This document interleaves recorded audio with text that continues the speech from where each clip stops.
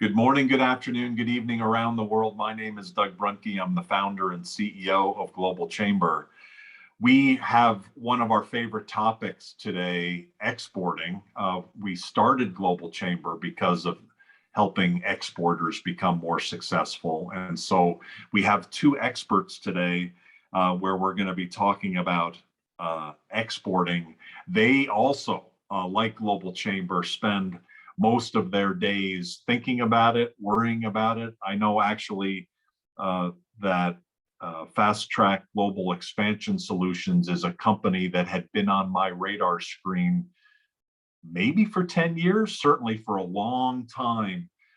They've been working on developing a system to be able to help exporters. And so I thought it would be a really great addition to the program we had a few weeks ago, where we provided tips and techniques for exporters for 2022, to have two experts come in to talk about their perspectives on tips and techniques and thoughts around how to be better at exporting for this year. And then we're going to open up the floor for questions and thoughts and additional ideas to help exporters be more successful today. So we have two people who know each other very well. Sandra Renner, she's the chairperson for Fastrack Global Expansion Solutions, and Tony Kramer, who's been working with her. Both of them have that expertise that I talked about, and they're going to kick things off today. So Sandra, maybe would you like to go first, and then Tony, both of you kind of tag team it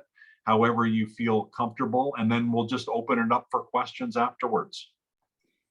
Sure, that sounds good. Thank you, Doug. Yes. So our topic for today, or the focus for today, is really, tips and techniques for export planning and global expansion. And in thinking about this, I decided that one of the most impactful tips that I could offer would be for you to consider reassessing and prioritizing your export markets. If I asked you participants now how your company chose its export markets over the years, in many cases, the answer would most likely be that the market actually chose your company versus your company actually, going through a process of targeting and selecting the markets. And this is really a natural evolution when you think about it. You find yourself exporting to a significant number of country markets, really based on opportunity rather than strategy. And in general, the results with this approach, as I'm sure many companies have found, are going to be limited, and your export growth is going to be quite slow, and obviously not optimizing your resources and profits with that approach. But it is typically how companies get into exporting, and it's typically how their export sales grow. And when you think about how many years companies go with 10, 15, 20, 25, 30% of their exports or their sales in exports, and really never achieving that higher number based on the fact that all, majority of consumers are outside whichever country you're exporting from. So when we're working with clients, one of the things that we ask them to think about and sort of to consider as a way of tackling this is really to use the 80-20 rule, where you allocate 80% of your company's resources to proactively target areas identified as high potential markets that will produce 80% of the results, and then the other 20% will be allocated to rest of world markets that are basically going to generate 20% of results. Now, this doesn't mean you have to stop what you're doing, reprioritize everything, and let other markets fall by the wayside. But as you're, taking on your annual planning or your strategic planning, this is definitely something that would be worth, investing in doing this kind of a process within your organization.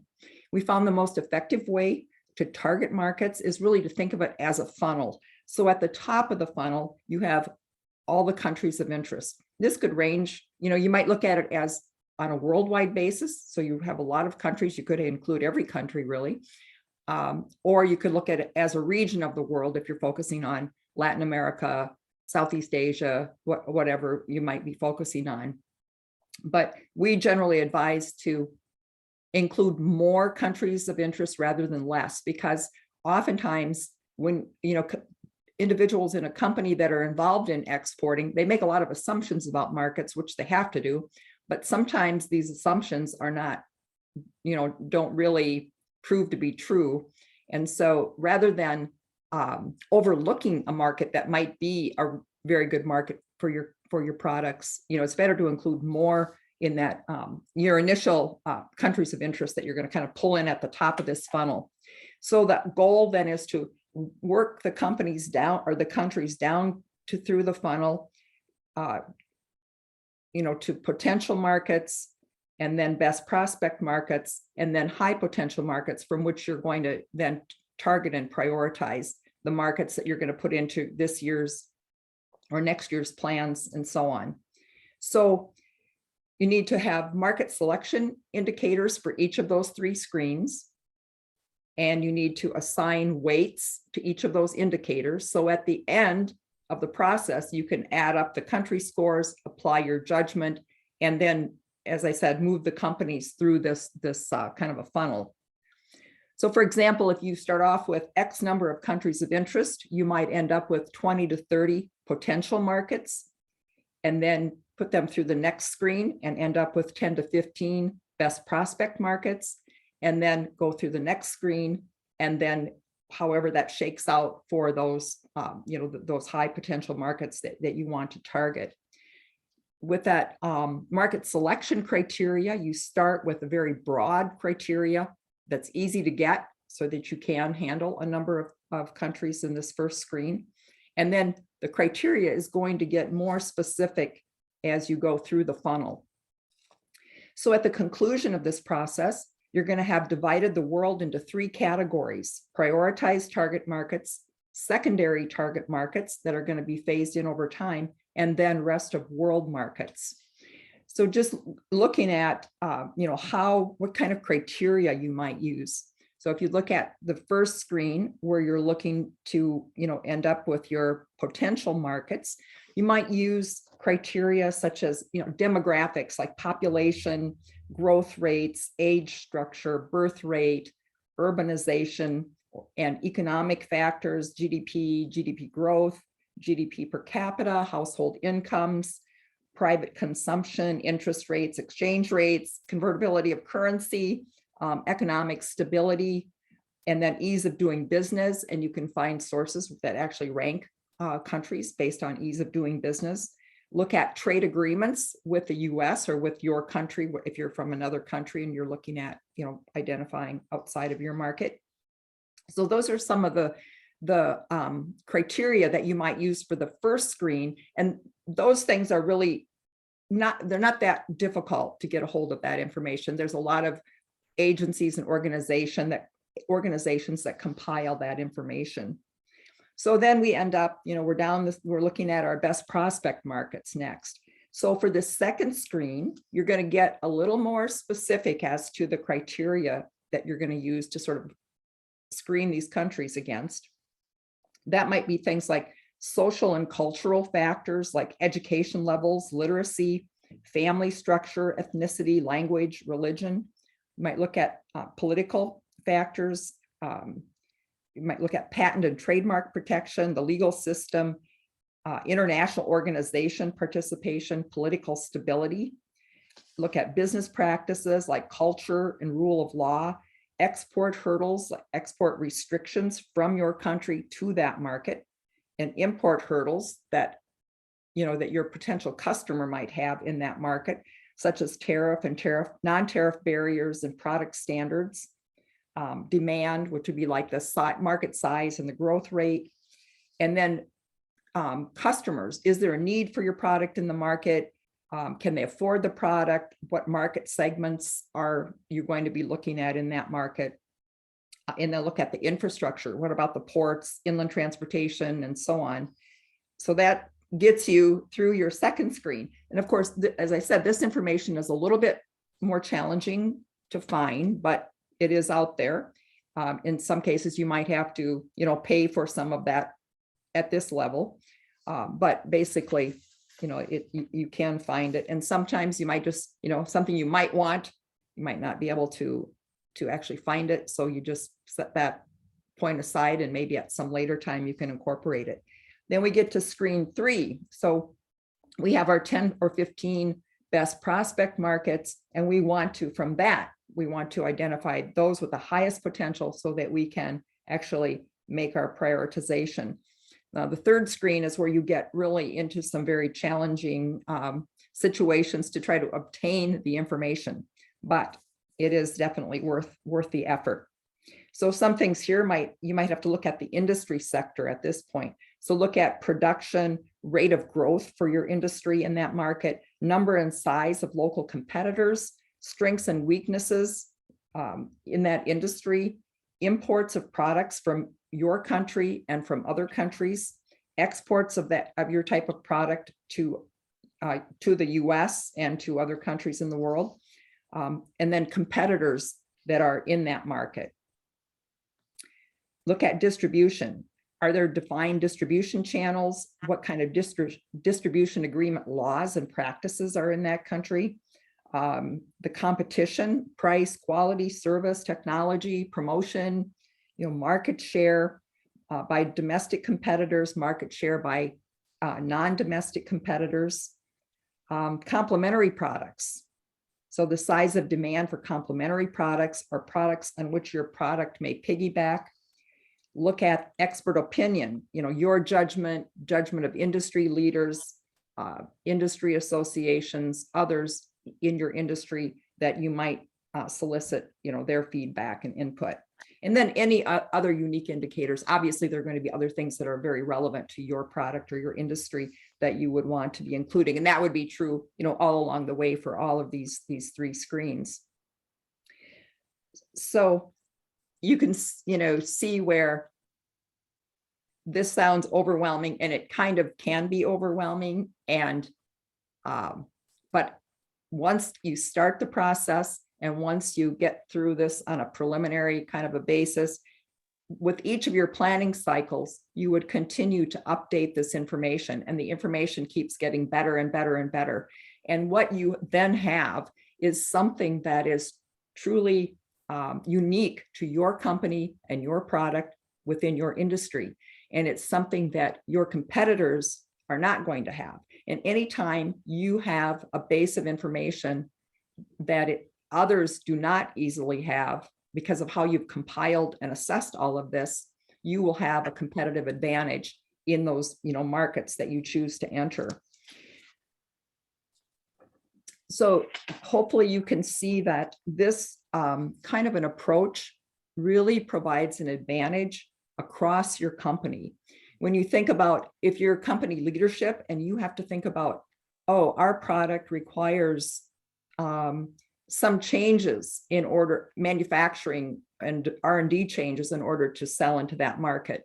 Gee, I think we'll put that on the back burner. But if you knew that that was a high potential market, your feelings about making that investment would be quite different, and you would make that decision in a more timely manner and with confidence that, hey, this is going to be worth our investment in doing this. You think about people within the organization that have to figure out about how to ship products to different markets. They scramble because when there's a sale here, a sale there, a sale here, a sale there, and those sales are not taking place on a regular basis. People have to learn a lot just to manage those sales that are sporadic. So that's not, a very effective use of resources. Whereas if your team is actually learning to be an expert at selling and servicing and marketing and building the market in those targeted markets, and less time on those that offer really very little advantage for the company, you're going to have a much more sophisticated team and happier customers as a result of that. So really, it's like a company-wide advantage that you get from doing this type of process. So I would say that, and when you talk about planning, you talk about strategy, there's a lot that we can talk about. But if you don't have a good way of really discerning which markets are best for your product and why, and how you're going to grow those markets, then the planning and the strategy can fall a little bit flat. So that is how I would, suggest going into 2022 with what steps you might want to consider just to help your company take bigger leaps in terms of its export growth and profitability. So I will turn it over to Tony for a few minutes here to add to that in terms of the new normal for planning for 2022. Could I just ask a couple quick questions? Sure. I know we're pulling people up onto the stage so that those in the audience can ask questions and make comments as well. Just one confirmation. Is there a presentation? Is that information available either in a slide or somewhere on the internet or something like? But as you mentioned, and rightly so, what you went through there was an extraordinary list, like way beyond anything I think I've ever heard or seen, and certainly can't commit it to memory. So is that a proprietary list? Was that a generic list? Tell us a little bit about that piece first, and then I'd like to ask a follow-up question. Okay, sure. So over the many years of, I wouldn't say 100 years, but I would say a lot of years, say 30 years of working with companies, helping them to expand their sales. We developed a methodology for doing this targeting process, and for actually, we call it boardroom to production floor, how to get your company more successful in global markets. And really, our whole methodology evolved as a result of the time that the company co-founder and I both worked for the state trade office for a number of years. And we could see that a big problem for companies would be, you can bring people to markets, you can introduce them to buyers, you can provide them with research reports, you can have them attend Exim Bank, SBA, Commerce Department, FAS. I mean, every organization has wonderful, terrific reports, information, seminars, conferences, one-on-one counseling. But how do you take all of that and put it into something that you can build a strategy and implement? How can you have people throughout the organization? You send one person to this seminar, you send one person to this seminar, and then how do you pull that into anything for your organization? So our process, which is the Fastrack Globalizer, is a boardroom to production floor, starting with your export team to penetrating markets and strategic thinking and all of that. So this is a piece of that we've developed and we have worked with many companies to implement this. One that I think of offhand was a COO of a company that did, they manufactured cutting edges that go on like earth moving excavators and all of that. And the guy was so totally an internationalist and a globalist, and he had worked for major companies around the world. And when we started this, well, it was, we're telling him, you really need to target and prioritize. And he's like, yeah, but I know all the markets. Well, we took a world map and had him put pins on the markets that he considered to be their target markets, their high potential markets. Then we did this process. He was floored, flabbergasted. Very few of his pins ever made it onto even the second screening. So, it is like, to me, it's very exciting because you can see the transformation of the company when they go through this process. So I guess that's kind of a long answer, that it's part of our methodology. I mean, we could, put something together that, if you needed, or just as a little guide or something, but it is, just kind of, I guess I would say it's, I just am speaking from our experience, from the method that we use when we work with companies. Okay. Like that. Yeah, I think I'm thinking of it just in practical terms. Here I am, an exporter, and I hear all of this. And so I mean, what do I do? I mean, are you saying that they should build an Excel spreadsheet with characteristics that are like what they think of as a priority? I think maybe most of us have done something like that, maybe with 5 or 6 different things instead of the 30 or 40 or whatever number you had there, because at the end of the day, you've got to weight those, right? Yes. Yeah.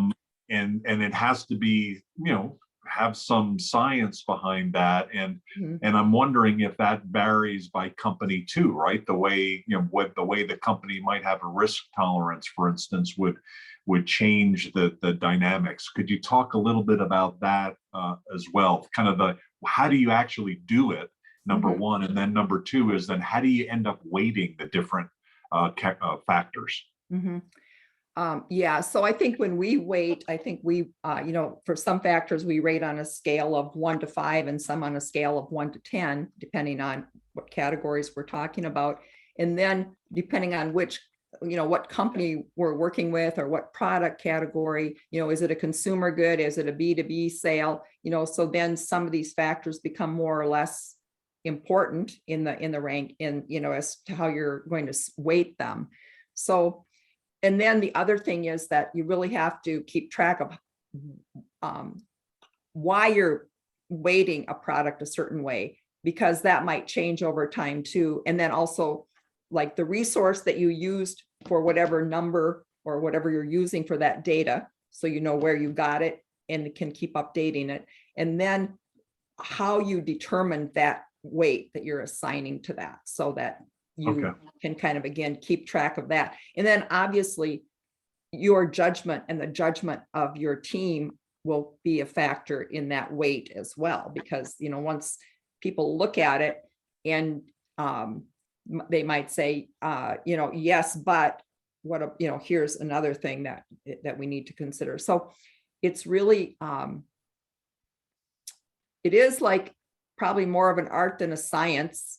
And you just, kind of determine. And that's why it's kind of good too, to have kind of a team approach within a company, because, having more input into this, one person in the company who deals with finance might say, hey, this financial stability of the banks in this country are, going to be an issue with how we can use our XM, trade insurance or what, what I mean? It's like people in the company or R&D might say, oh, but they don't have this kind of technology, so our product wouldn't really work very well because it relies on this. So people throughout the company can really have a lot of input into how the thing is weighted.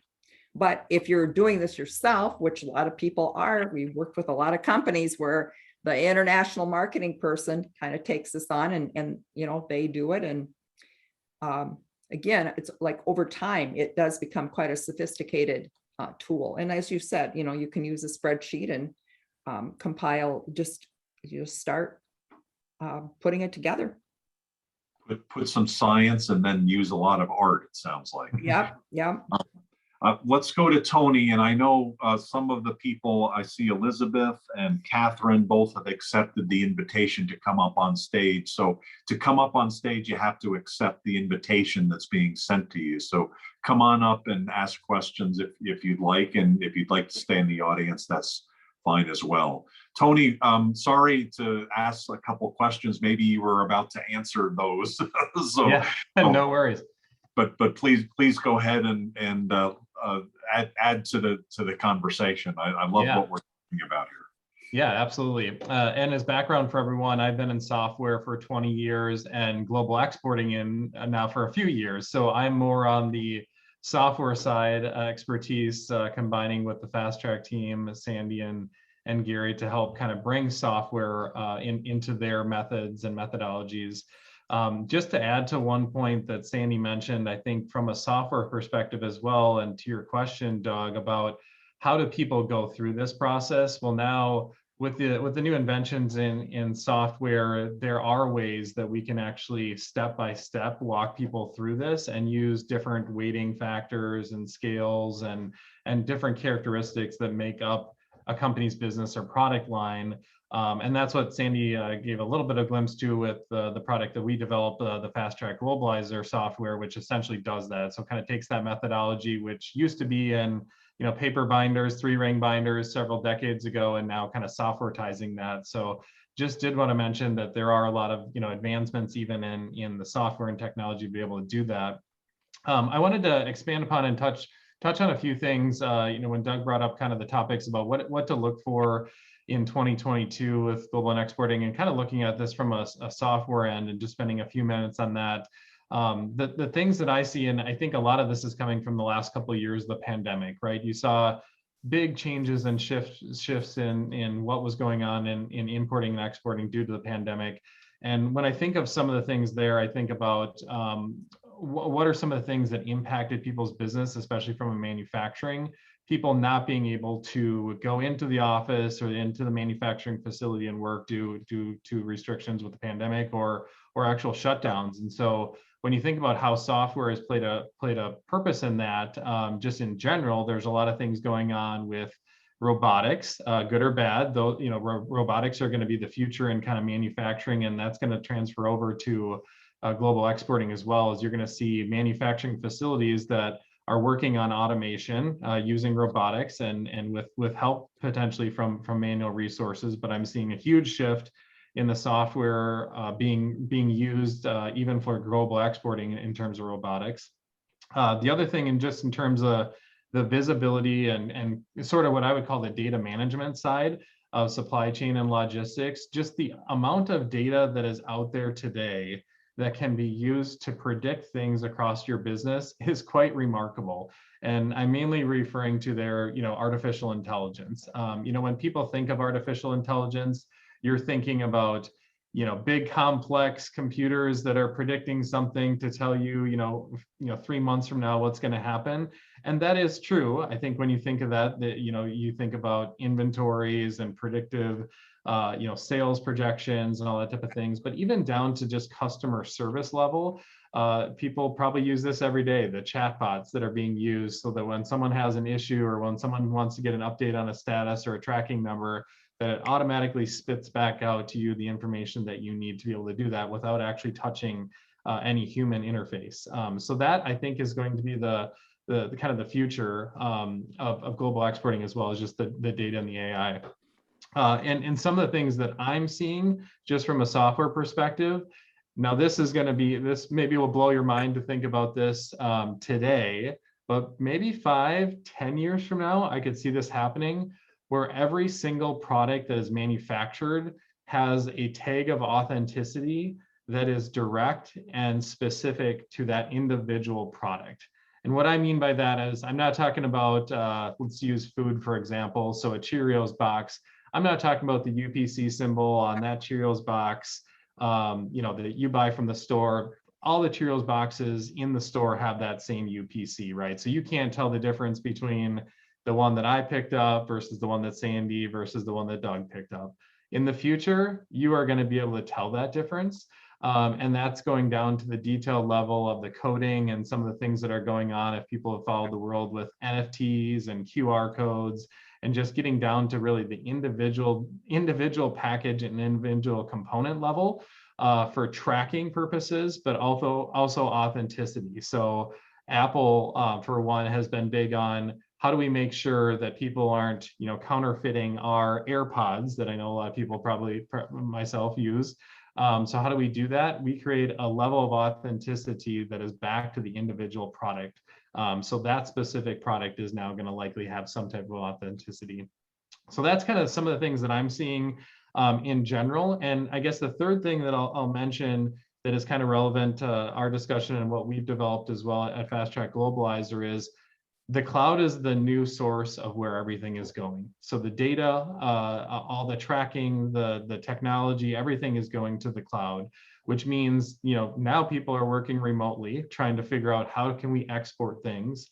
and how do we manage all this data in this system that is out there? And so some of the things that we developed and others as well, in terms of putting that information into a platform online. So if I'm working at home and so is your colleague, those two people can interact to each other. They can actually submit that information via an API to trade.gov or wherever that information needs to go. And that's going to be the new source of how people operate. So I think for me, from a software perspective, and think about how to, what are things for people to keep in mind of for this year and kind of a growing trends, really just looking at the data intelligence and AI, some of the export tools that are out there to kind of expand in your technology areas.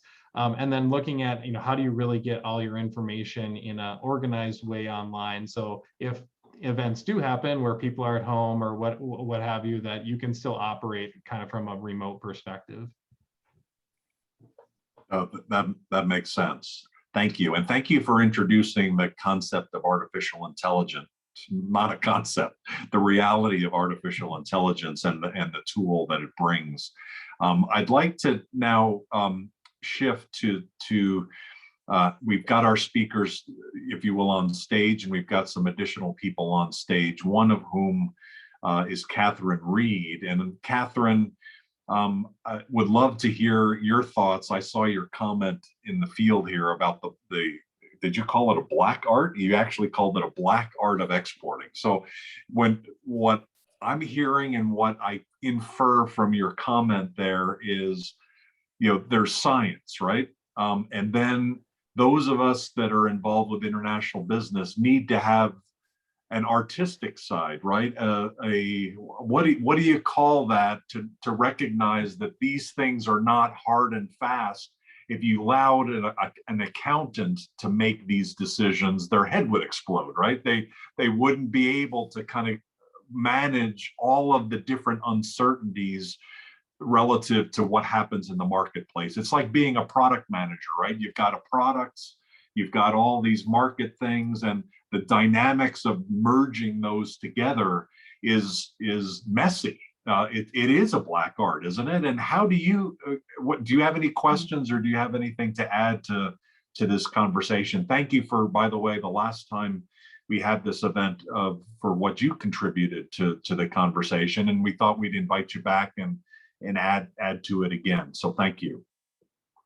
Thanks for inviting me. Yeah, I mean, I think that on the one hand, you do, as you said, all of these kind of very hard data-based levels of filtering and funneling so that you come down to deciding which markets you're going to target as your high potential markets. But at the end of the day, you then also come down to this kind of human element of who are the people that I can work with in those markets, and do I have partners available and accessible to me at this time who I have a certain chemistry with, that I can work together within those markets. And it's really difficult to actually quantify that. And around 5 years ago, the company that I was working in, the financial department decided that they wanted to do a kind of retrospective analysis of all of the markets that we were working in. And they wanted to do like an ABC analysis and categorize all of these markets. And some of our best markets, they wanted us to get rid of. But actually, due to the fact that you had such a strong partner in those markets, they were doing much better business for us than actually the figures would have suggested from the macroeconomic data that was available about the market. Interesting. And so I think that whilst for an initial decision about which markets you go into, then you have to do all of this very scientific numerical analysis, whether that be a balanced scorecard or a software system, whatever system you're using. But at the end of the day, business is done between people. So you've got to make sure on the one hand that your teams, both the operative teams and also the management teams, are trained in a way that they can actually do international business, and that they understand what are the intercultural parts of doing business across the globe. And also that you have the right partners, because it's no good having the right market if you don't have the right people on the ground to actually do the business for you, because otherwise it's all just on paper. Catherine is based in Austria, and she works primarily in Asia, but she works all around the world in terms of the work that she does to help clients meet new markets. And I'm wondering, Sandra and Tony, that big issue of people, right? At the end of the day, it is about people and the relationships to the purchasing or the executives of companies, or some sort of an alignment, not just to the distributor or the agent or the salesperson that you have locally, but their connection then to clients and that chemistry, right? How does that get dialed in? Yeah, and that also, is, targeting really is only one piece of the puzzle, because that is very true. You have to then move into understanding the market segments within each of those target country markets, and which segments are you going to get established in, and then who are the best importers, distributors, partners, or what type of relationship you're looking for. And and again, if you look back at how companies kind of got into markets, in many cases, a distributor contacted them, wanted to be their representative in a market, and that's how they selected the person, or they met someone at a trade show. That is truly a very important point, that you have to find partners who you can work with, who are a good match for the company in a number of ways, and someone where your product is going to be a priority for them, that it is going to comprise a significant portion of their revenues, but selling your product. So that's another whole process that we could have another discussion on, would be how to identify, screen, and select the best representative, distributor, importer, joint venture partner, whichever relationship you're looking for. But targeting those markets initially, you're learning, a lot about what your competitors are doing in the market, and what segments might be, relevant for you, or the best segments. So, it's very, very true. That's another whole thing. And again, often these people are selected based on opportunity rather than strategy. They come to you, you meet them at a show. You're not,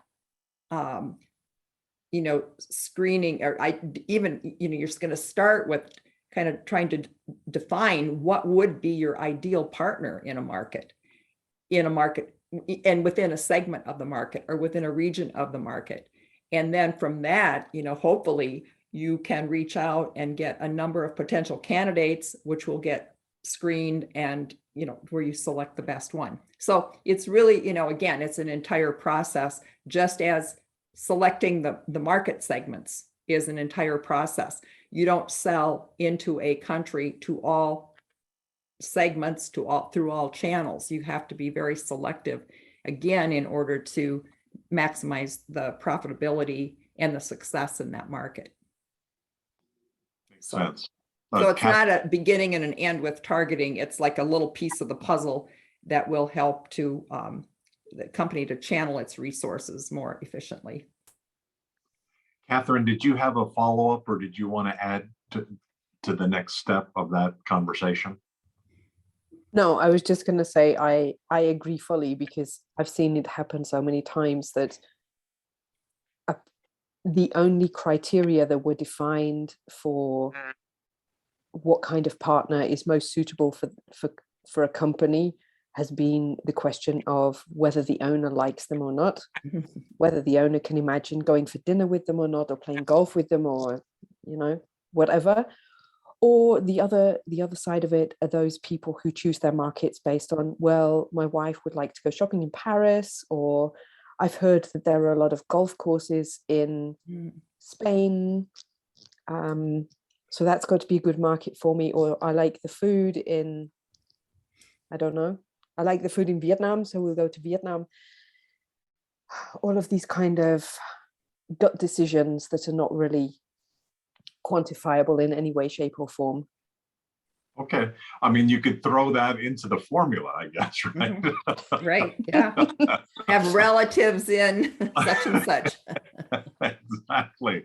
You know, what your food preferences are and where you want to travel and where your vacation destinations are. They're, you know, logistically, you know, I mean, I'm trying to be sarcastic, but I mean, that is business, right? That we make decisions based on people, you know, the people we select, and also the, you know, our own kind of predilections. So, Yeah, and when you think about, you know, selecting the right distributor, you know, I can use the example of a company that they manufacture furnishings for restaurants. So the seating, the booths, the stools, the counters, and all of that.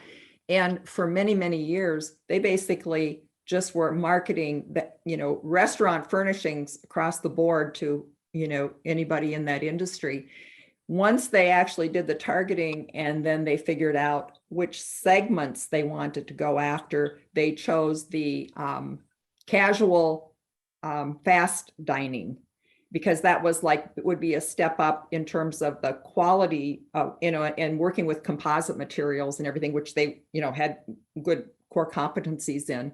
And that was a higher value product. But it really took, you know, it took quite a bit of effort for them to go away from just selling to anybody who wanted to buy, or having distributors who sold into the restaurant furnishings market, to really target their countries and the market segments. And then they, you know, found the best importers or distributors or partners in the target market in the specific segment. And then, I mean, now they've really become pretty much best in class for that category. So, I mean, okay.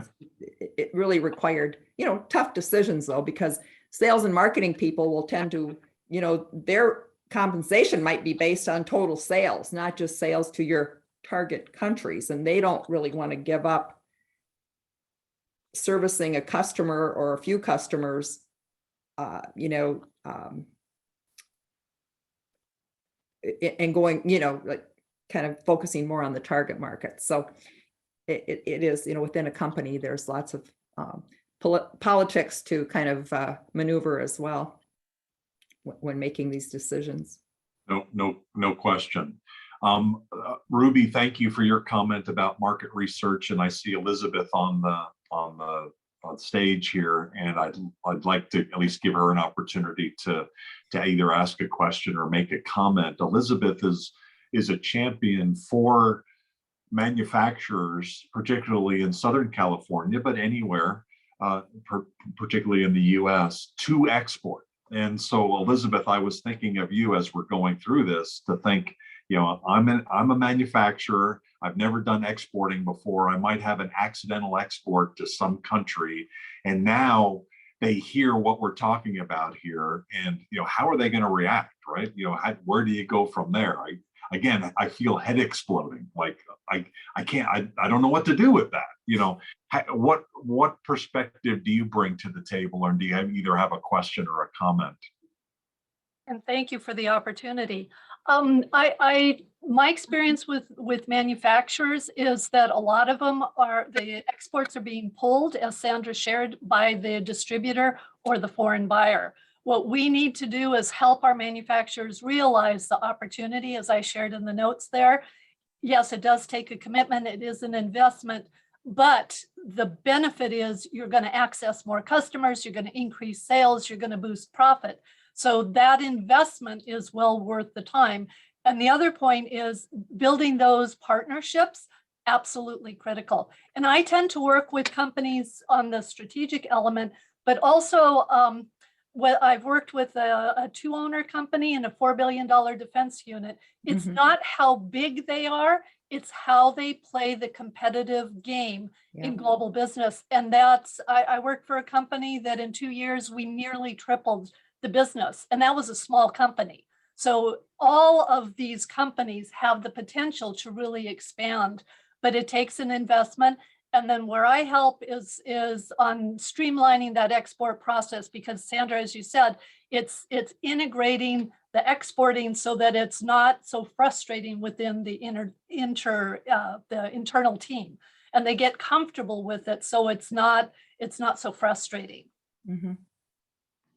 Yeah, and I think that frustration level is so relevant, because I know one company that we worked with, they had been exporting for a number of years, but their people were so frustrated, and they started out with having us do a flow chart of from the time they made a sale until they shipped and collected, like what all transpired within that company.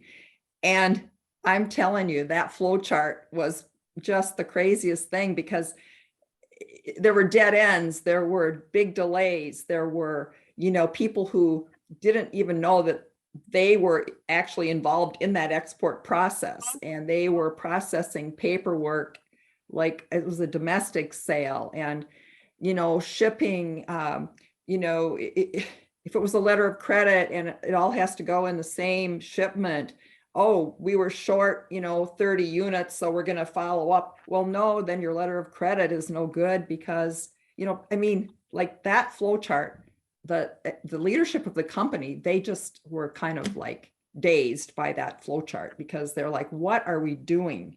What are we doing? And so I think what you're saying, like the frustration of within these organizations is just really incredible in many cases.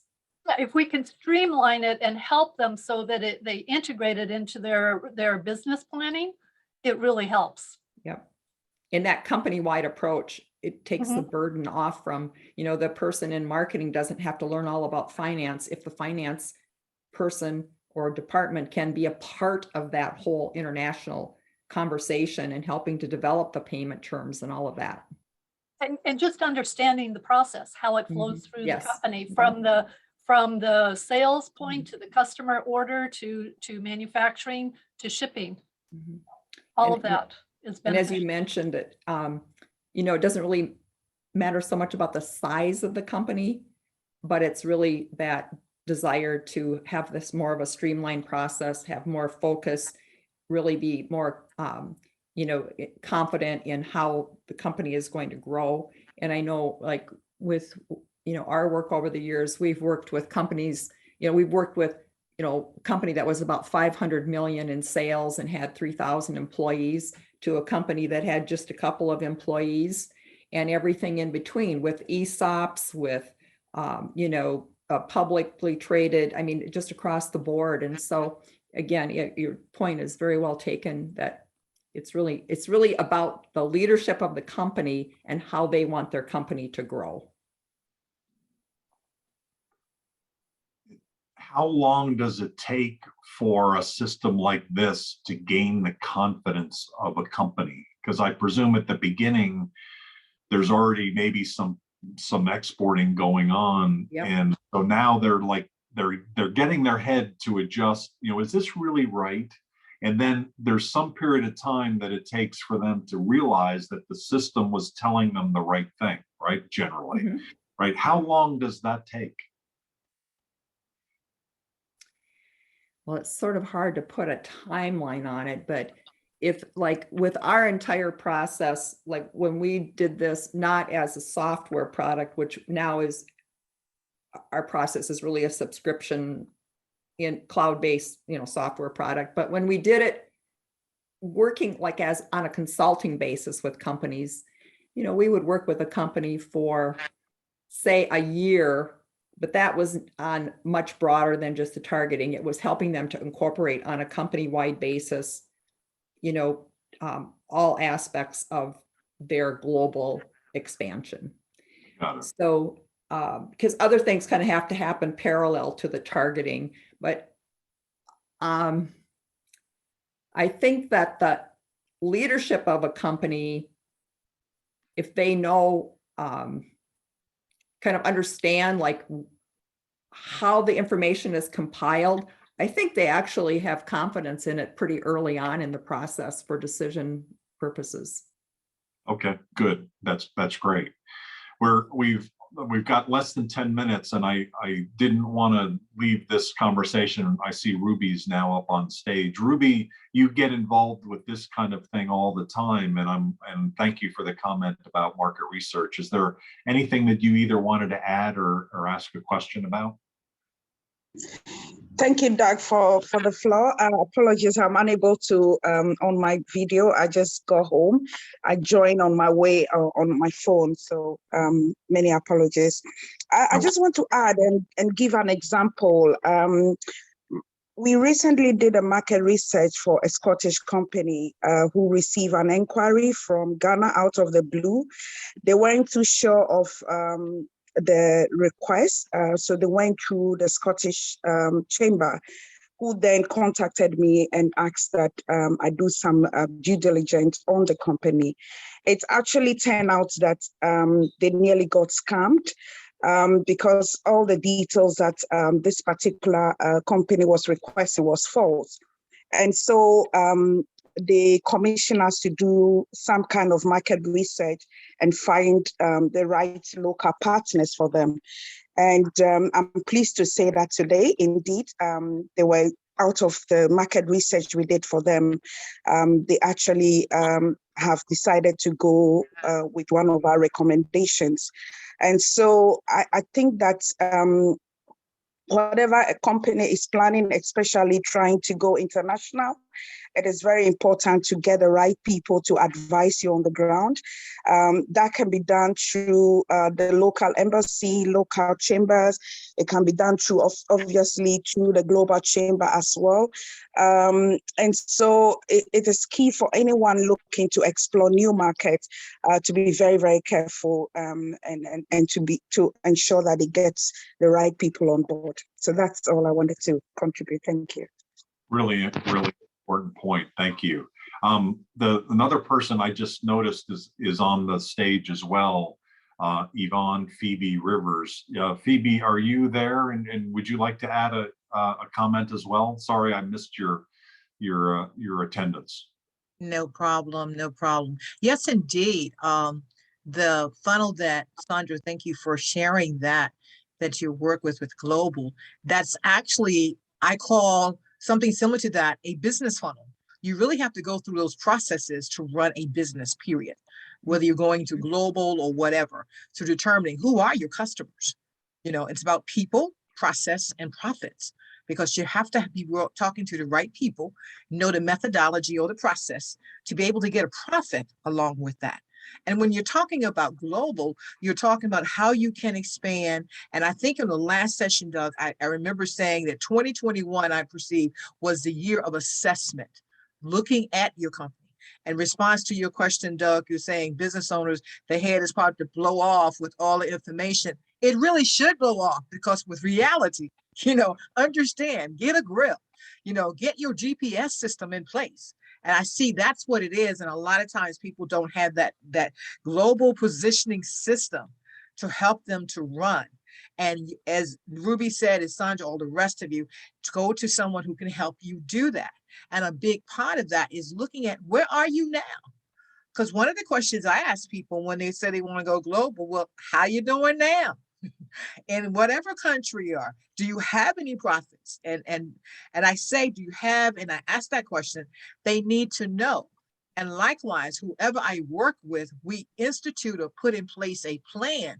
I look at 3 months as a time that we're going to test and measure to see what's working. Because we're not going to do something a whole year, then at the end of the year, we end up, hey, we didn't make a profit. Oh no, let's look 90 days. Modify what you need to modify, and then test and measure.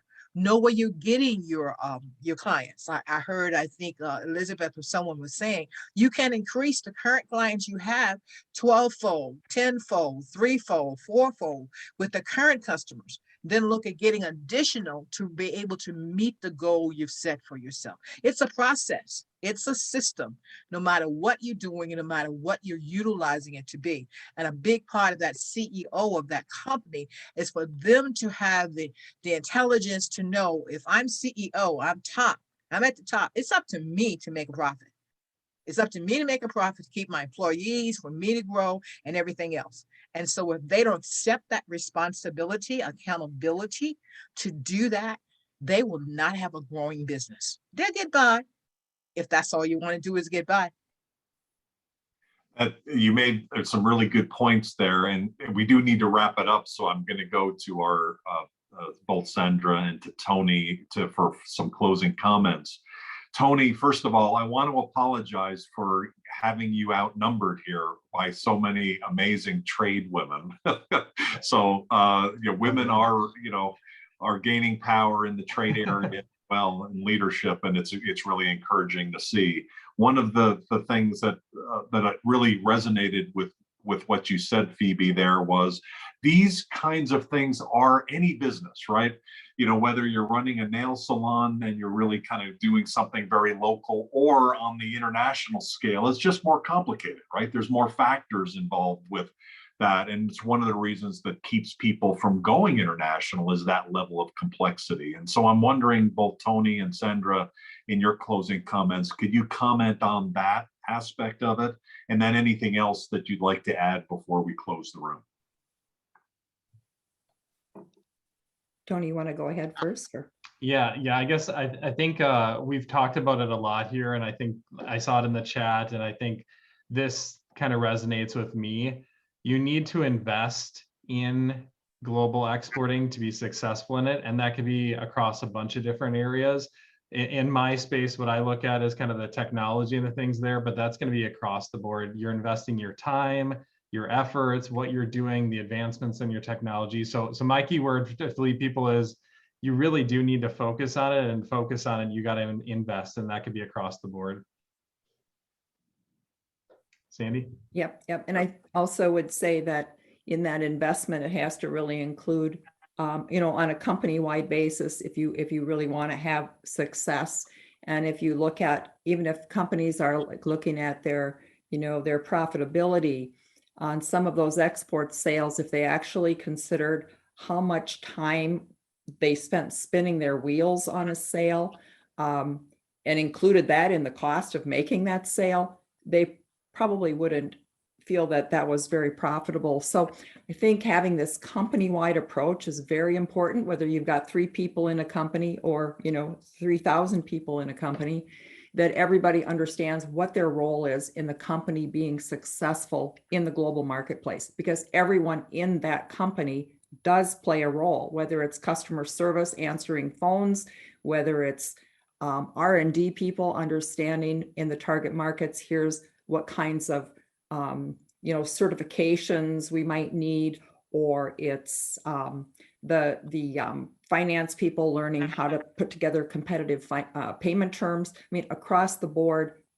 people have to be part of that process, and they have to know what their role is, and they have to be equipped to do it. Stay tuned. This is a topic that never ends. It was a topic 30 years ago. It was a topic 10 years ago. It'll be a topic 10 years from now.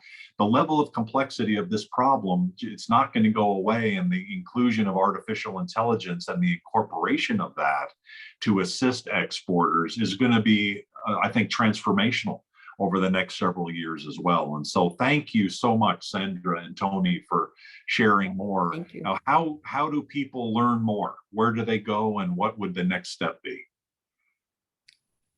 Tony, you want to answer that one? Yeah, you can go to our website, fastrackglobalizer.com. And I'm sure, Doug, we can probably send this out with some information about both Sandy and I and our products and our services.